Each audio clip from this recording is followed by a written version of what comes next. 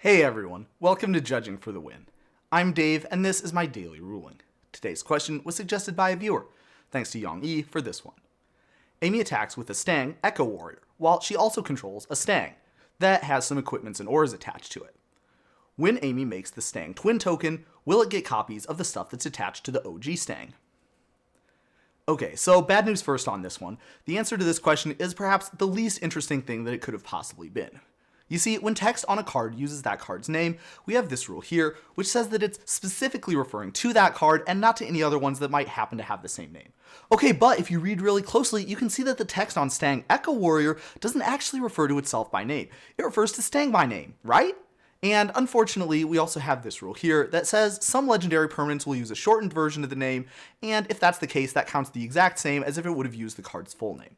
So despite what it says, Stangg Echo Warrior will give copies of the equipment and auras that are attached to itself and only itself to the token it creates.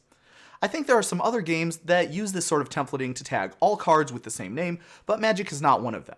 So if you're coming from one of those backgrounds, I could definitely see how this would be a little bit confusing.